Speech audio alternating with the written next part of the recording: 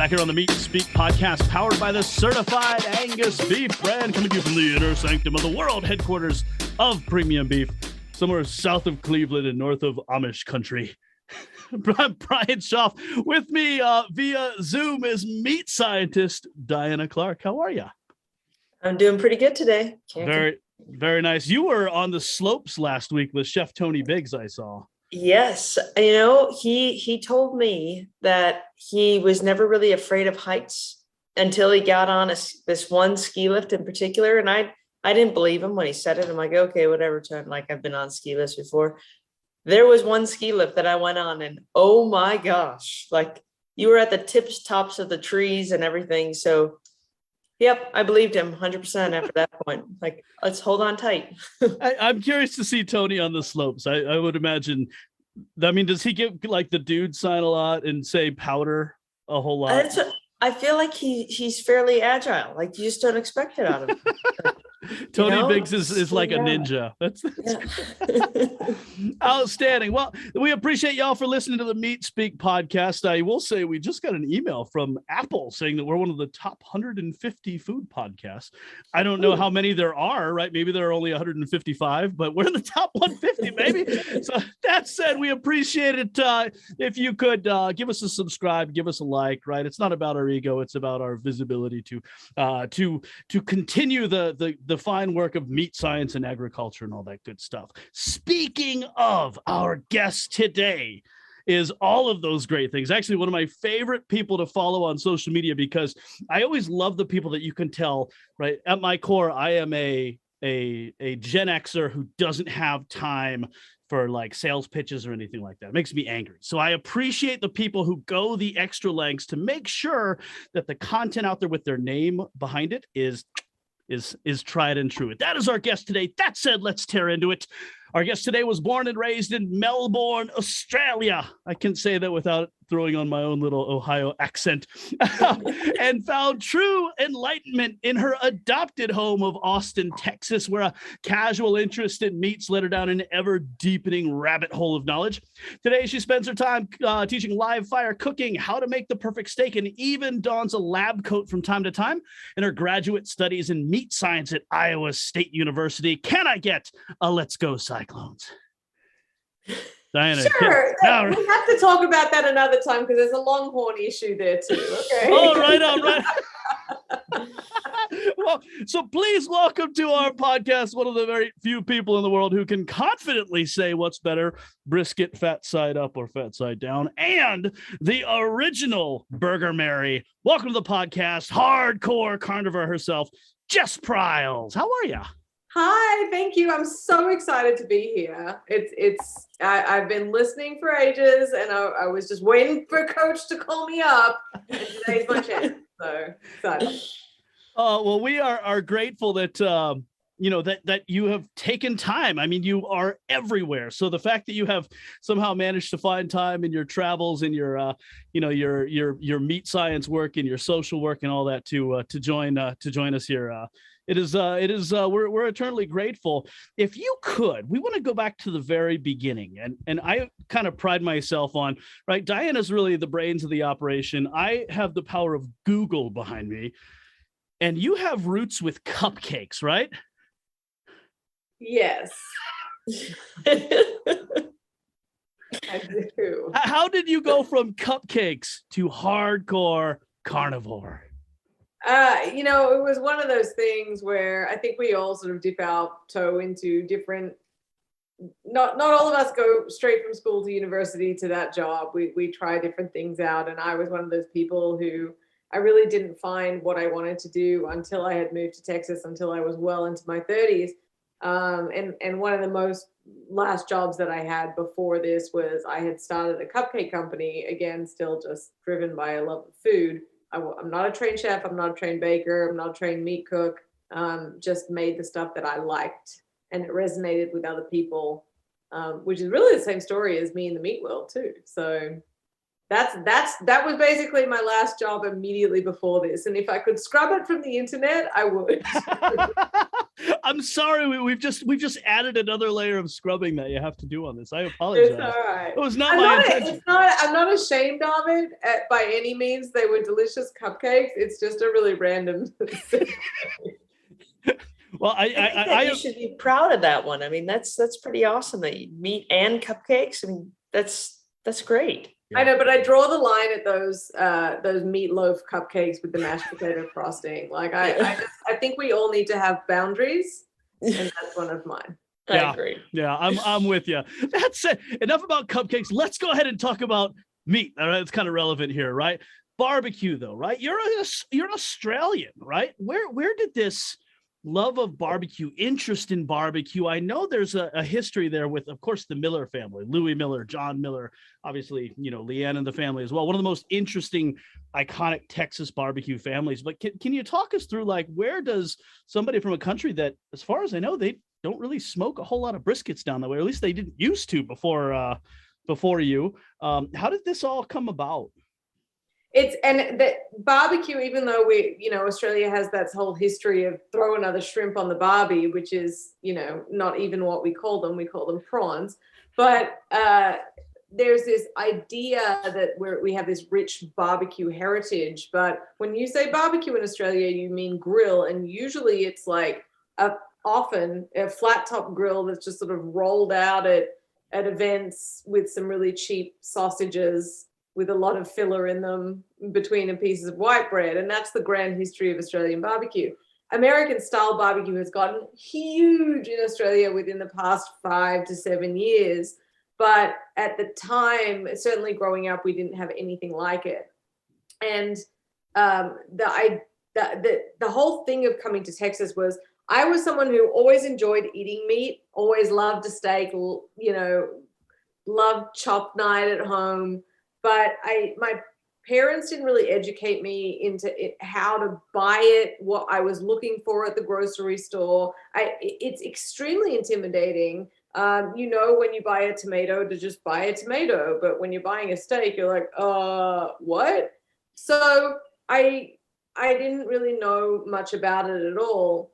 But in trying my first taste of barbecue, I loved it so much and was so fascinated to eat more and learn more about it. There's obviously like a sort of black magic mystique to the idea of putting a giant piece of meat into this locomotive looking steel pit and then turning it into barky, smoky, rendered magic. And what had happened was I tried to go back home and I thought I was going to cook a brisket in my oven. It shows you exactly my starting point at the time. But I went to my butcher and I asked for a brisket and they gave me a rolled flat, which, I know all three of us here, probably most of your listeners understand the difference. But I couldn't at all understand as a consumer how I could ask for a thing with the same name and get such a different product. I didn't know what I was looking at. I didn't know why it was different. I just knew it was different. And it led me to this journey of trying to figure out what happened and why it was different. Ended up following a lot of folks on Twitter was big at the time. A lot of great women in agriculture as well, who were happy to share information about where to look further and why it might be different. And then when I would come back to Texas, because I enjoyed my trip so much that I actually just kept coming back. I eventually, just for lack of a better term, staged or just followed the pit masters around to watch what they were doing. And the person who I first cooked with was John Miller. And, he had a really fascinating style of cooking and came from that Louis Miller barbecue dynasty. But it just, there was such a steep learning curve to not just the barbecue itself, but to understand the raw ingredient. To this day, I still get asked, I've got this tiny little brisket or this brisket flat. Can I, do this amazing Texas style situation on it? And you have to explain the quality and physical specs of the meat makes a tremendous difference to barbecue. So basically I just shared what I learned along the way. And I think a lot of people really appreciated because, we still see today, I'm sure y'all get it too. It's the same questions over and over as new people get into the craze. I think one of the reasons that I think you resonate so much with people who follow you is a lot of the times you're answering questions that you had out of just genuine curiosity. Which I know, I mean, I always tell this story years ago. I had a neighbor, I hadn't even thought about it. He was kind of a meathead. He's like, why isn't there bacon from cattle? I was like, that's a good question, Diana. Why aren't there bacon from cattle? Turns out there is. We just haven't been making it, but right. But meat science, right? I first met you when you were here a couple of years ago, actually, I guess pre-COVID. You were just here, I guess last week or a week before. I know I was in Phoenix while you were up here. But I guess, can you talk about some of the work you and Diana? I mean, you guys have become kind of the dynamic duo of meat science. And I guess, can you talk about some of the things that you guys are doing? We sometimes say Laverne and Shirley, but dynamic duo sounds much better. So let's go with that. One of the things, I guess, to segue into this that's really important is right now what I do a lot on my social media is a lot of meat myth busting. And if you don't know me, it nearly looks like I'm a paid shill for the industry because I'm so fervent about it, and I'm so passionate about it. But what it is, I mean, it's exactly what you said, Brian, like it's that journey. So it's things like, now that I know what I'm looking at when I read a label, I get frustrated when people take advantage of other people's, lack of understanding. So one of the things, for example, that drives me crazy is people using the terms better, healthier, just these generic, it's better for you. Our cows are happier. Things like that just prey on people's misunderstanding of what actually constitutes great quality beef. And also the lack of understanding about sustainability and animal welfare and all of that kind of thing. And I challenged them. I mean, I had a whole very heated argument with someone the other day who was talking about regenerative farming. And I asked her 2 or more questions, and that's where it stopped, because she just knew the buzzwords. She didn't actually know why organic was important to her, because she didn't understand it. She didn't understand, what industry standards were. Anyway, so all of that is what I really enjoy doing now, because it's like, once you're empowered with information, it's the most wonderful feeling that you get to make informed choices as a consumer. And that's why I'm so passionate about it. But I met Di a few years ago, and I still think she's the bee's knees. But I remember at the time just thinking, I didn't even know meat science existed. And here is this woman who is so intelligent and, so far along in her career at still such a young age. And I just thought she was incredible. And through friendships like with hers, and I tried to soak up as much as I possibly could in terms of short courses, like a Beef 706 at Texas A&M, or, Di would print me off studies for me to read. And it's very difficult to read a scientific study when you don't really understand how to interpret it, but I would try my best. And that's what eventually led me to seeking out the program at Iowa State, because it's designed, you do have to have, you are supposed to have a science background or an ag background and augment your career that way. I had to apply for special exemption for life experience as a prerequisite, but I felt it was the first time in my life that I wanted to go back to school and wanted to study something. And I really felt that it helped do 2 things. One, continue to teach me so that I can then share with other people. But 2, it gave me a little bit of legitimacy in terms of the things that I knew that most, I guess, creators wouldn't really be aware of, and things that aren't important to them. So it was that expertise as well that was really nice. And yeah, I still absolutely don't feel comfortable calling myself a meat scientist compared to someone like Di, but theoretically at the end of the summer I will be. So you've been a meat scientist for a while. I think that's what amazes me, Jess, is that you've been able to continue to want to learn more. I think a lot of people get to that point of, okay, we're just going to Google it and see what happens. And you would do that and like, well, does that really make sense? So now let's check our sources here. And you just keep diving deeper and deeper and deeper into the knowledge. And then to me, the beauty of it is then your ability to share that back to just the average consumer. You make it very digestible for them to understand and not be afraid. And I love, like you said, I think most people would think that you are this advocate for the meat industry and like we're AMI or someone is paying you to do all this, but no, it's your passion to get the right message out there so that people aren't confused by it and they can trust it more than what they do today. So I think that's phenomenal. I love it. Yeah, Diana, I mean, can you talk about that from your perspective? Obviously, doing what you do specifically, obviously we both are employed by certified Angus beef, but when you see a lot of those misnomers that are out there, whether you call it drive-by media, whether you call it social media kind of run afoul, and you are able to latch on to something that Jess is putting out where it really is sort of like stating the facts. I mean, what does it mean to have somebody out there who's like, thank you for saying what I really want to say? And it's honestly, it's amazing because it's finally like a haha, because I feel like most people within the meat industry, it's like, we don't want to offend you when we say this. So we're going to try to put it in this way, in these terms. And then we just go into too much detail. We just start to add on this another level. And it gets so complex that it's like, okay, now our messaging is gone. They stopped listening to us 20 minutes ago and we're still talking.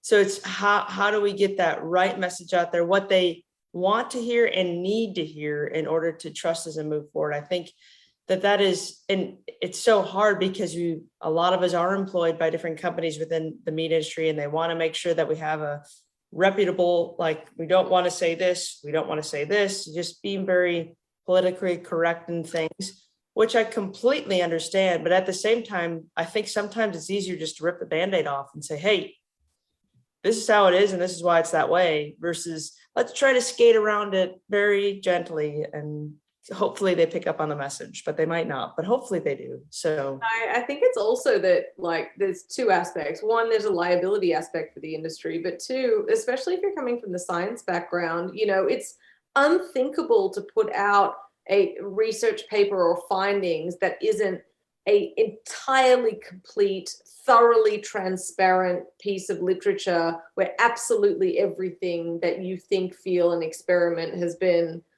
documented. And in today's social media world, we have 1 minute to do it. Yeah. And it's funny because I often get upset and used to try to preempt what people were going to say, like knowing, well, if I say this, I have to talk about this because someone's going to leave a comment. And what I've learned is you will absolutely never please anyone. I filmed a video where I cut a steak in half in order to sear half of it and then grind the other half to show you the difference.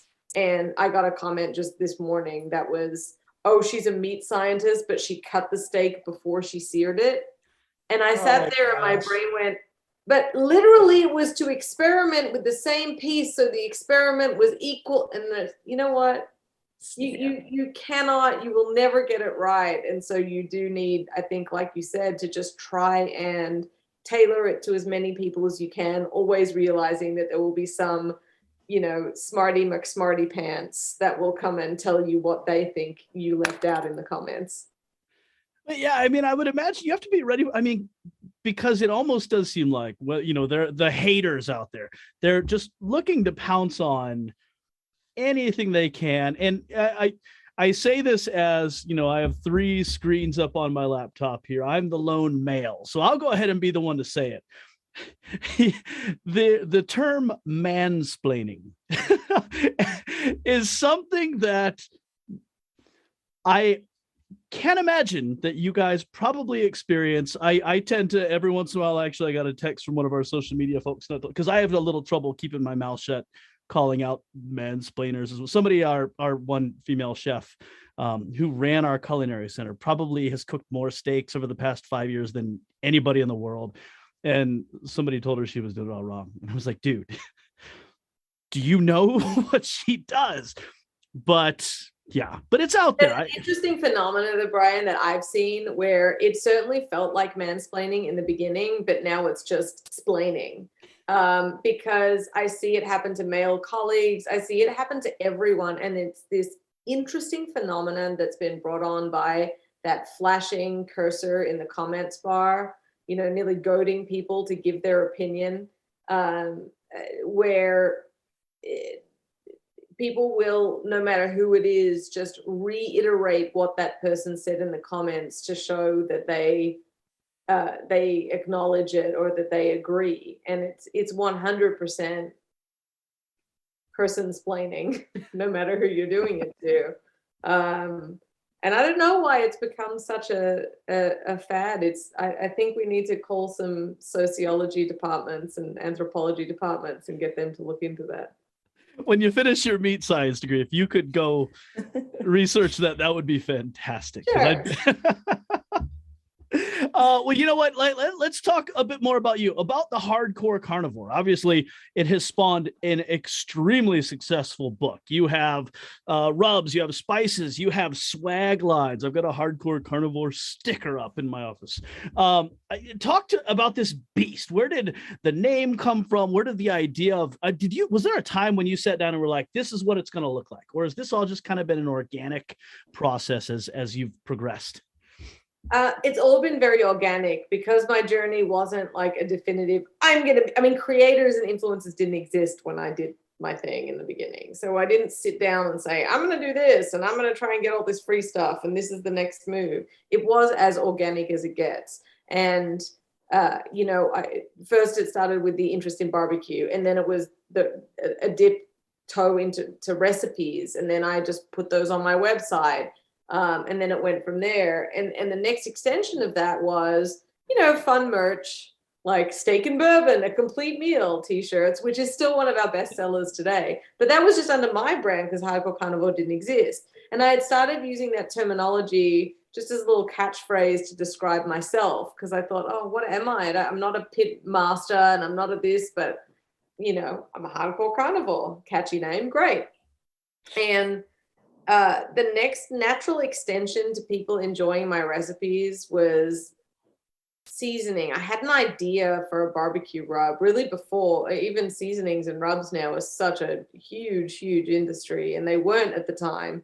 I just had an idea to put one out that had activated charcoal in it, so it nearly acted like meat cosmetics, because it gives you, but it all ties in, right? So it gave you the appearance of a sear. So if you're struggling with how to cook, or you don't have an aggressive grill or a great cooking device at home, you could get that appearance. And so I sort of thought, look, I'll get a quote on it. I'll put it out. If it all goes south, everyone gets a bottle with my name on it for Christmas.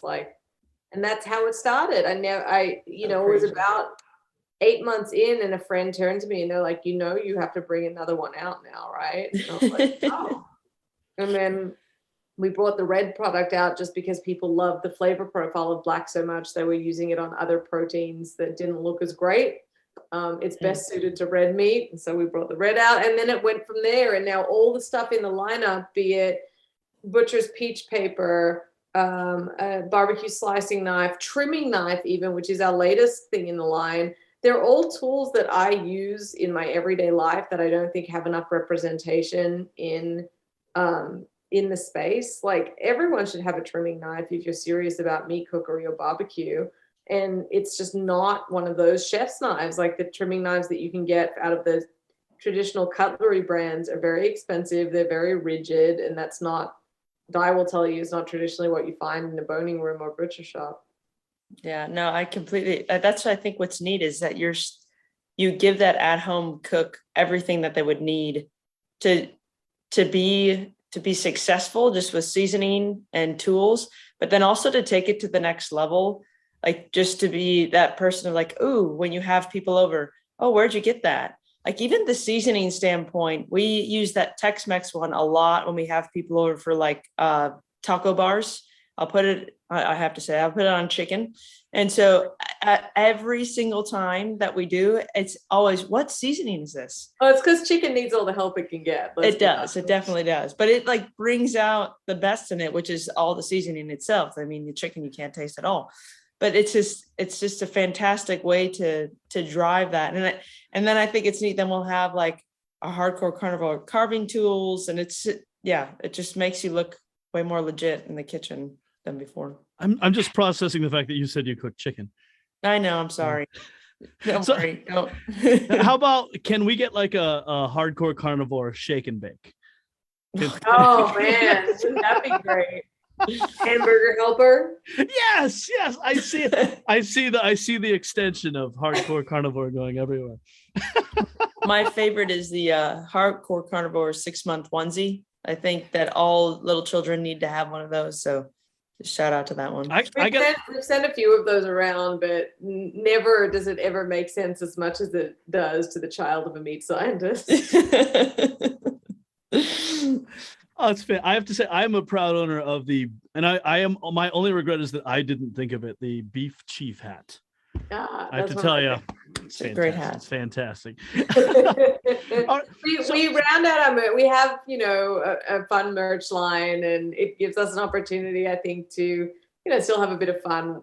The seasoning's a serious business and premium stuff, but, who doesn't love a novelty t-shirt? Yes. Amen. If you could, I know obviously you do a lot of meat science type things here, but one of the things that is near and dear to our heart here is obviously barbecue, right? I don't know, I've lost count of how many episodes that we have done on this podcast that have something to do with barbecue, whether it's barbecue people, whether it's talking about science of brisket and smoking and all these different things. You obviously, that was your foray into Texas. You are in Austin. You are in the epicenter of the barbecue universe. For our listeners, and this is, can you talk to us? Because I love the fact that you come out a lot of these things with genuine interest and curiosity. Talk to our audience that does not understand Texas barbecue. What, in your eyes, does that mean? It's interesting because Texas barbecue has also evolved over the years, and it's sort of nearly become, it's currently, I would say, the most famous it's ever been, even though it's held such a esteemed place in the hearts and minds of Texans. But, it started out of necessity. Its history lies in the meat markets. So it's also closely tied to butcher shops, which is really interesting, I think, too. And it was a lot of German immigrants using their traditional smoking techniques to cook leftover meats, or meats that they would have to cook for transient workers when they would have a lot of workers come in during cotton season or what have you, and they'd have more people to feed. And because they would serve these meats by the pound, because they were a butcher shop, that's where that tradition of just it being on a tray sold by weight continues today. And dotted around Texas with these historical barbecue joints. It was also one of the only places to historically have beef on the menu, along with then Kansas City, which has a lot to do with the Loving Goodnight Trail, which is literally the cattle trail that used to drive beef from Fort Worth all the way up to the Kansas stockyards to be shipped out. So also, if you're a beef nerd, there's some tremendous history there as to why brisket is on the menu. And what we've seen in the last 10 years is, so even though all these little towns would have these historical joints, and you could, go to Lockhart, go to Giddings, go to Luling, and visit all these very, very old smokehouses, you wouldn't always necessarily get the best food. It was one of those, and I think this is true of any cuisine. You can have a historically significant joint that's gets you in the feels just because of how it looks, what the ambience is, how stained the walls are with smoke. I always say to people, if you ask someone what their favorite meal is or their best food memory, you generally only get one of two answers, which is either that it's connected to family, like, oh, it was my grandmother's chicken soup, or it was connected to travel. So I was traveling in New Mexico and we ran out of gas and stopped at this station. This little old abuela was selling these tamales and they were incredible. And I guarantee you, if I served you those tamales in a blind tasting, you wouldn't think they were so incredible, but it's the memory that came with it. And that's a big power of food as well. And so a lot of Texas barbecue was based in memory and based in that power and based in that experience, because these joints, it's stepping into living history, and that is just an incredibly powerful thing. But over the last 10 years, there's been this resurgence in a real focus from a food quality standpoint into barbecue. You're seeing it go from buying the cheapest brisket available because it's just about turning a cheap cut into something palatable, to a lot of barbecue joints being very discerning about what they're using, which is why there's so many using certified Angus beef now, of course, and also applying more chef standards to their food. So if it's not right, I won't serve it. If the brisket hasn't rested properly or set up like I expected it to, perhaps I'll turn it into sausage or chili or something else, but I won't serve it as sliced brisket because I need that standard. Standards for holding, standards for cooking, and that's what truly has given rise to this explosion in popularity, and also an explosion in different state lines. So brisket obviously is the king of Texas barbecue. Also all beef sausages, and again, obviously has just very rooted in the fact that was our primary livestock here in Texas. And now you can find Texas style brisket in Brooklyn, in Atlanta, in Australia, in Europe, because people are now sort of cherry picking the best of the best. And I would say the standard of Texas style brisket with that heavy pronounced smoke and pepper and bark is, I mean, it really is one of the few things that lets the meat speak for itself. And I know that Di is I haven't even asked it, but I can tell you that she feels this way. The biggest hallmark of Texas style brisket is you just cook it so that you taste the brisket. We don't inject it. Yes. We don't add things to it. It's very, very simple to allow the true fat flavors and also the textural collagen elements or gelatin elements to really be the hallmark of the dish. Most definitely. I love that when you go to like any big Texas barbecue house, and so what did you put on this? Salt and pepper. Wait, no, like what else? Nope. Yep. That's it. It's like, just keep it simple. Don't try to make it fancy. You're doing enough right now. Okay, just salt and pepper. Just let the meat speak. Yeah. Hey. Hey. I see what you did there. You see that? I think that there's also an element though where it's nearly swung back the other way. People are so interested in trying to recreate it at home that, I always say to them, don't watch too many YouTubes before you attempt your first brisket, because it'll steer you on the wrong path.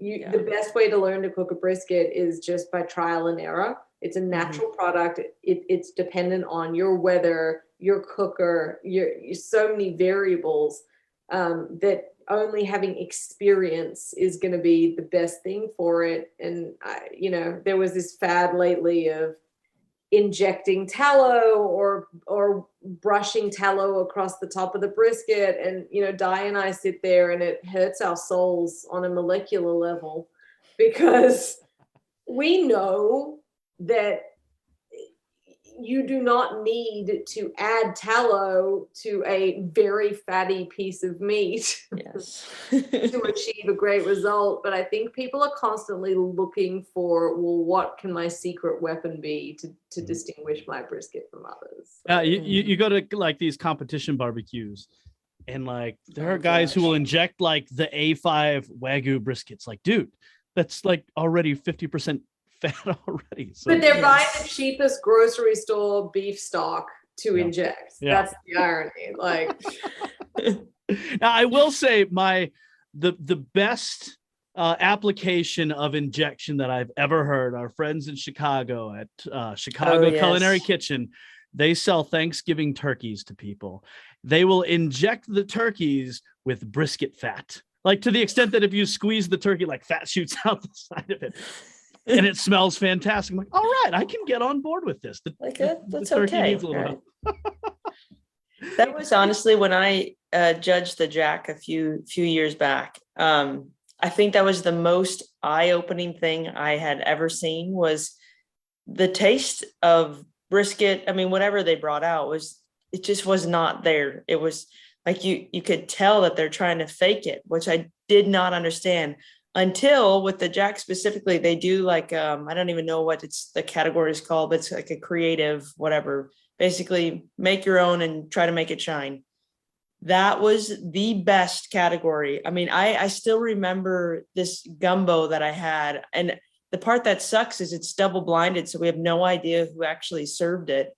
So I can never recreate that experience again. But it was just amazing seeing the creativity in it in a good way versus, oh, let's cook it early and try to hold it and inject it with this so the flavor. I'm like, no. Bring flavor. Go back to the flavor of it. And that's what's going to make you shine. So it's kind of, I was definitely taken aback when I did that for sure. I did not expect that in the whole judging sector. But and all competition cooks will tell you that they don't cook like that at home. It's never like a self-perpetuating or self-fulfilling prophecy that we know that this is what the judges expect, so this is what we have to cook to. And I don't know how you unring the bell on that. I know. It's just like this vicious cycle that just keeps continuing. Yeah. And it actually, like, I love MSG, even though it's not in our products. That's another great example of like, it's harder to re-educate the public than it is just leave it out of something. Yeah. You know, it's derived from glutamic acid. It's a tremendous flavor enhancer in that it wakes your taste buds up. It's a very valuable tool in a chef's arsenal. But after being involved in competition barbecue and doing judging for a few years, like I had to take a few years off MSG because it wasn't used judiciously. And like I nearly had to, I wouldn't say adverse reaction because dyers, there's no science to support any allergy to MSG.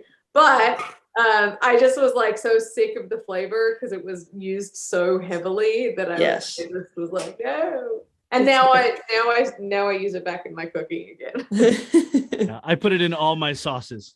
Right? Oh, it's so good. It does. It's just delicious. So pro MSG. But before we sort of turn the page, can we talk about, since we're on the subject of brisket quite a bit, but Jess, and sort of my reading up on kind of your history and all these things, actually was this thing that has come up several times in this podcast. Our buddy Arnis Robbins, who I know you know from Evie Mae's, right out in Lubbock, Texas. Arnis will tell you his first barbecue memory was on a family trip as a kid. They went to Louis Miller Barbecue and got the beef short rib, and that was his. That was his moment, right? When, his soul was awakened to barbecue. You have a bit of history with Wayne Miller, with Louis Miller, with that beef short rib, right? Well, yeah, I mean, I do. And Wayne's cooked at events that I used to do called the Carnivore's Ball. And as I said, his brother, John, taught me how to cook and also taught me how to cook those beef ribs hot and fast because it can handle it. But my actual first taste of barbecue was at a place that doesn't even exist anymore called Art's Rib House. And it was actually a beef back rib, which is really unusual. You don't find it anymore.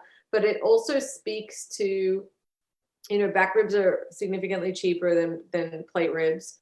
There's not a lot of meat on them, but you can get, especially if you love that sort of like crunchy membrane, gnarly edges kind of thing. Back ribs are great for that.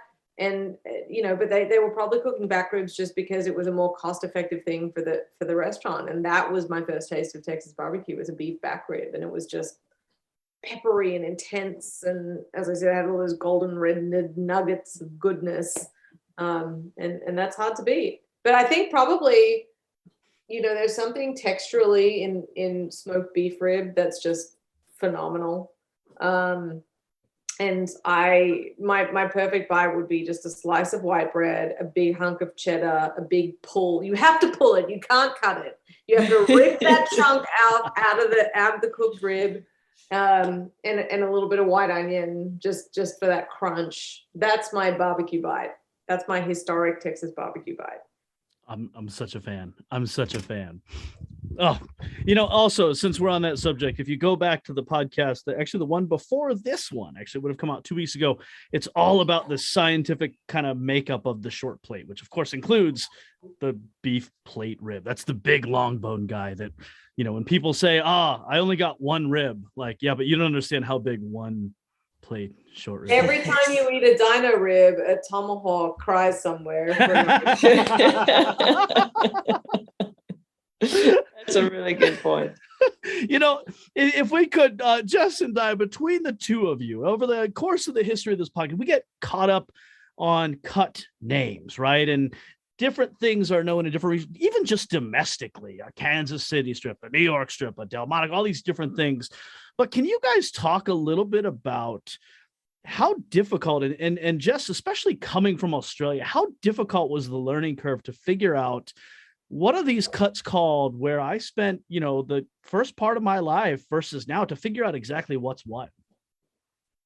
It was very difficult. And that was part of, I mentioned before, I was asking for a brisket. How could it be the different thing?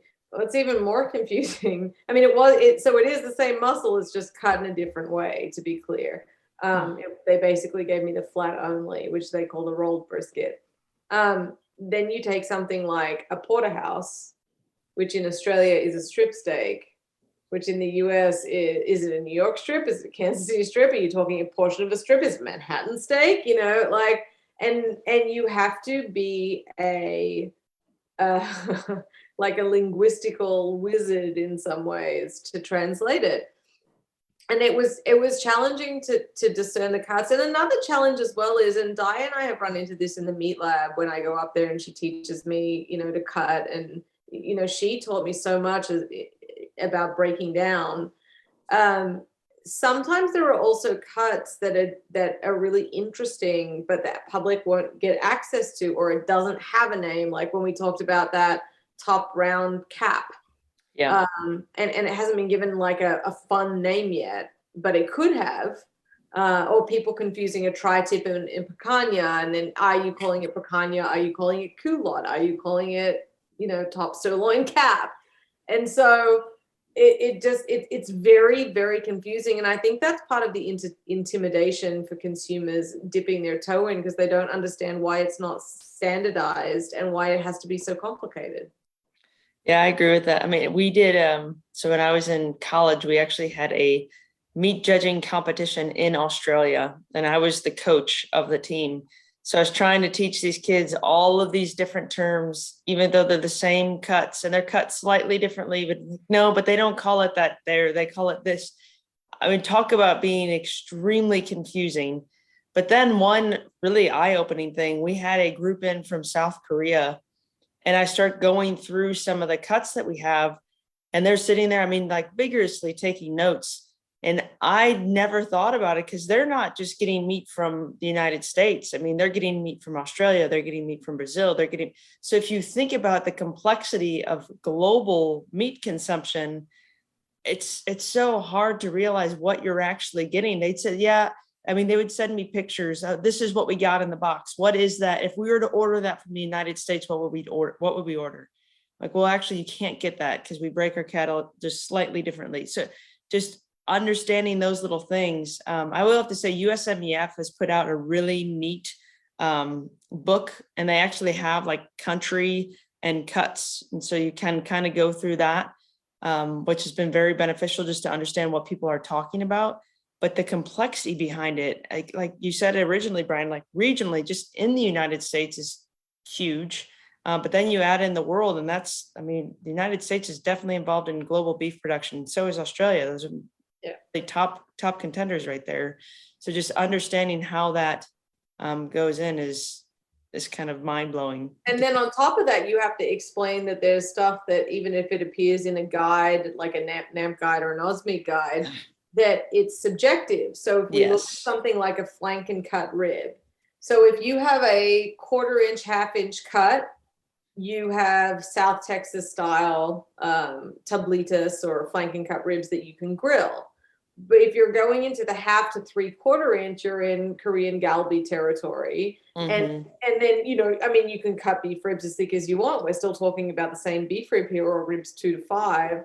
And we're just, how thick do you cut them? And it's hard to explain to people, again, that if I cut you the quarter inch or the 1/2 inch ones, you know, you can grill them, but if you're getting an inch thick, you're probably not going to want to grill them. Yes. And it's hard to understand that. I mean, they sell bone-in brisket steaks in South Texas here that are just sliced very, very thinly because you can grill them.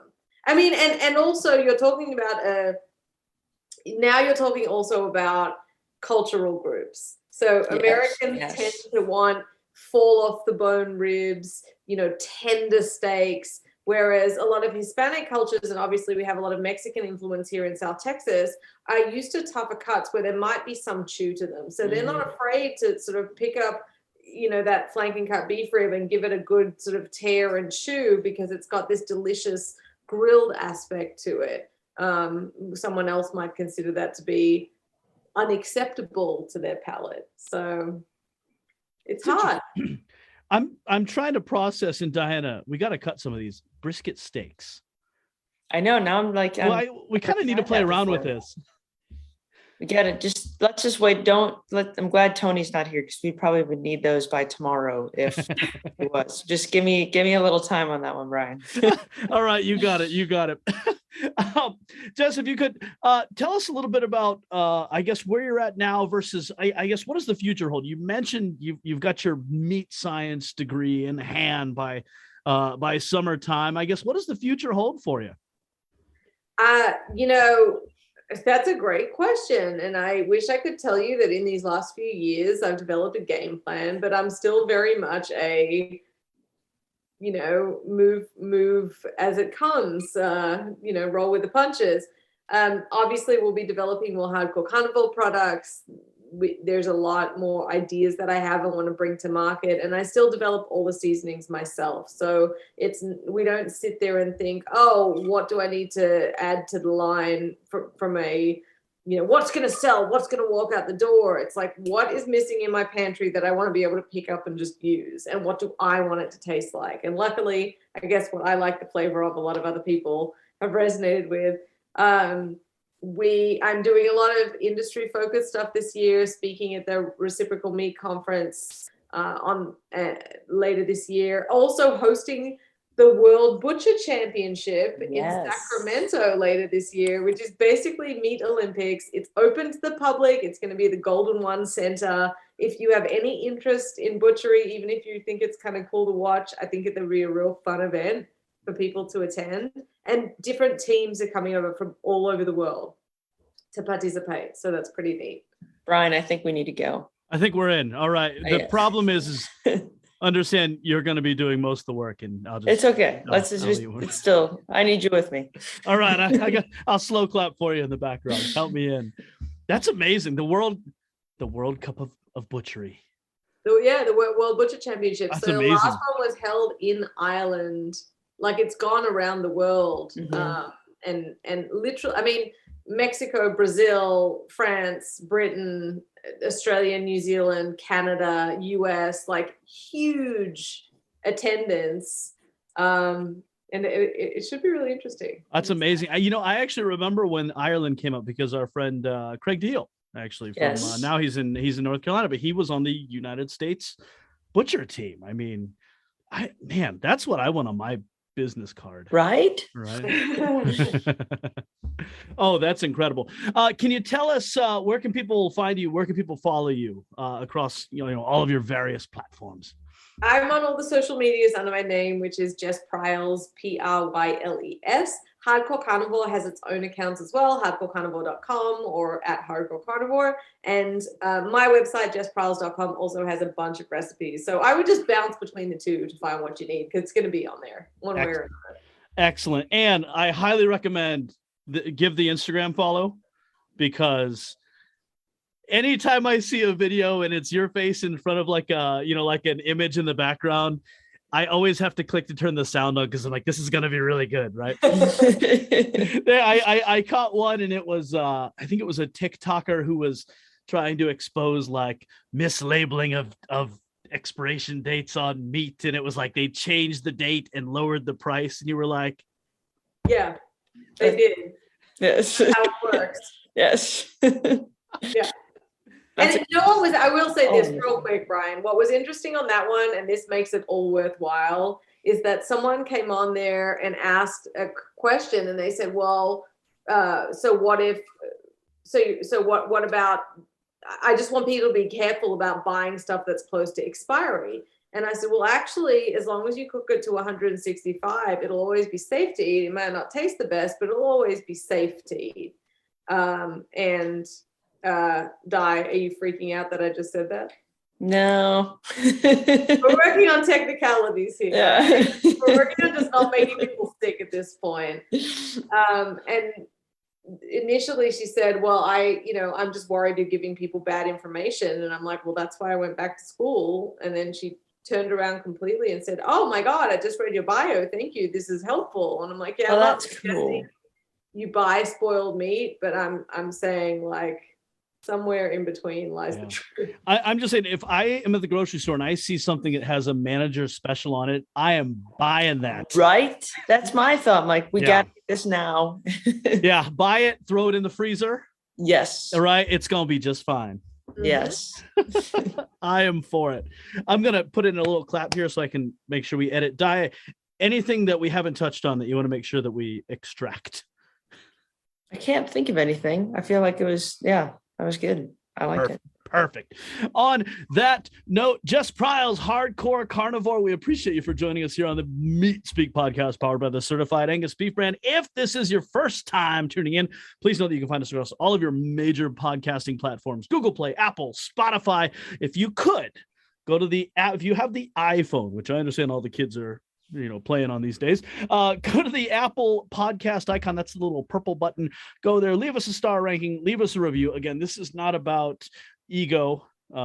This is about making our little podcast more visible. So a lot of this content that we're able to deliver to you, including all of these fine nuggets of information from the Hardcore Carnivore today, can get a larger reach as we go. So, we had 14 downloads in Kazakhstan last month.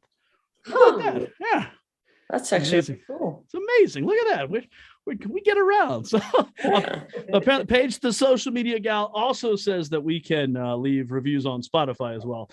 I still don't have the Spotify because I'm old and I can only take things one at a time here, guys. Hold on here. I'm still on MySpace. Gosh. That said, Jess Pryles, Hardcore Carnivore, thank you so much for joining us here. Any parting shots? No, stay tuned to Instagram for those parting shots. But thanks for having me. It's so fun getting to speak to fellow meat nerds. So well, we certainly appreciate you and all the work that you do on behalf of the entire meat industry. So for Diana Clark, our meat scientist, Chef Tony Biggs, who is probably still out skiing in Eastern California up in the mountains. I'm Brian Shaw for the Meat Speak podcast, powered by the Certified Angus Beef Brand. Thank you all for listening.